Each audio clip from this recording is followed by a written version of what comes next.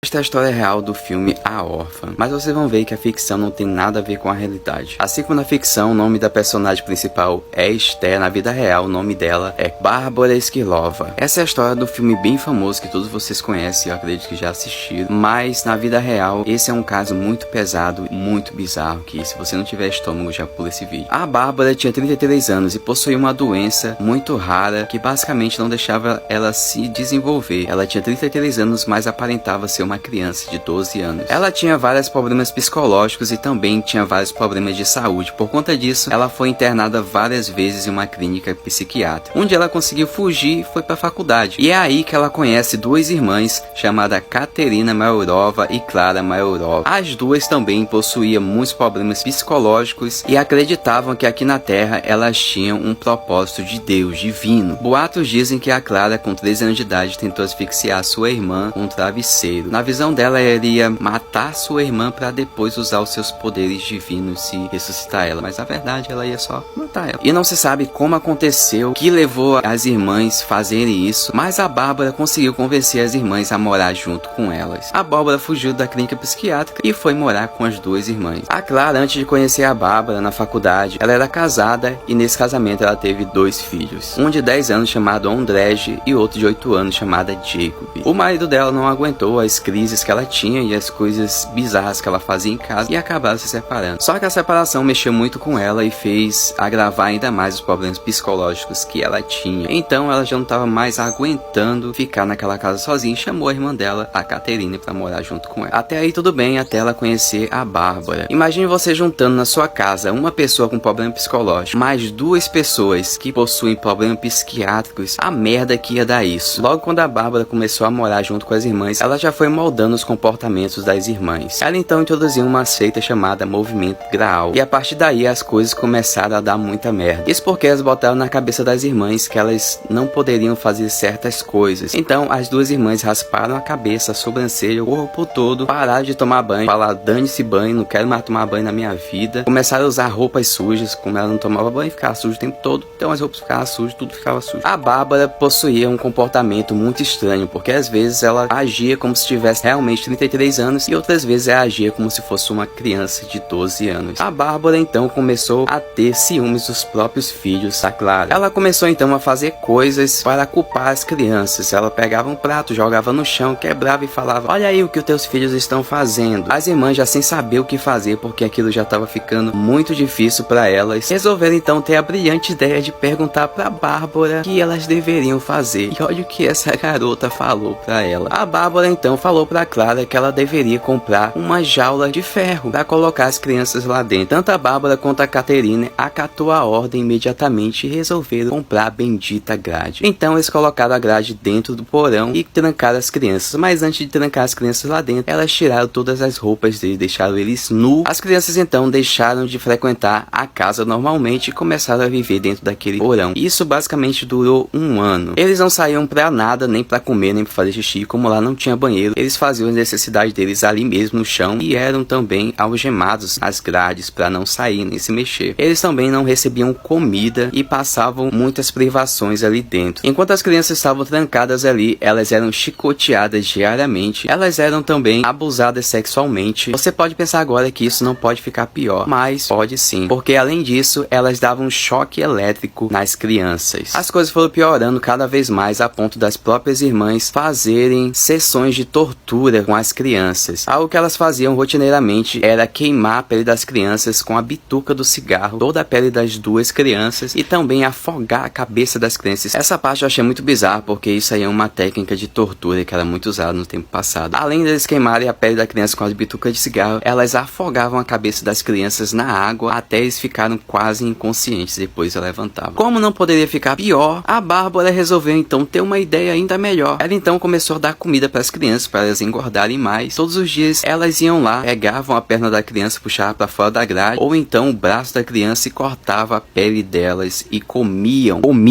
Para piorar mais ainda, elas então resolveram beber o sangue das crianças. Elas coletavam o sangue das crianças e colocavam no vinho que elas bebiam durante aquela seita, que era as três. E se você pensa que parou por aí, você tá muito enganado, porque além de todas essas torturas e das crianças estarem ali naquela jaula trancada no porão, no escuro, escuro, elas resolveram então instalar uma câmera chamada babá eletrônica para vigiar as crianças 24 horas por dia e saber o que elas faziam durante todo aquele tempo. O que elas não sabiam é que o vizinho do lado também tinha instalado uma babá eletrônica no quarto do filho dela que tinha acabado de nascer. E vocês sabem que essas câmeras têm muita interferência e às vezes dá alguns bugs. E não sei se vocês acreditam ou não, isso foi uma coisa de Deus. A câmera que estava no porão enquanto as três torturavam as crianças trocou meio que de lugar. Ou seja, agora os vizinhos conseguiam ver o que estava acontecendo na babá eletrônica das irmãs na própria casa deles. E ao ver aquilo eles ficaram muito chocados e resolveram gravar e chamar a polícia. A polícia chegou até o local e quando chegaram lá as duas irmãs estavam completamente histéricas, gritando e não queriam deixar os policiais entrarem dentro da casa. Os policiais tiveram que conter elas, algemarem e colocar dentro da viatura. Quando eles desceram para o porão,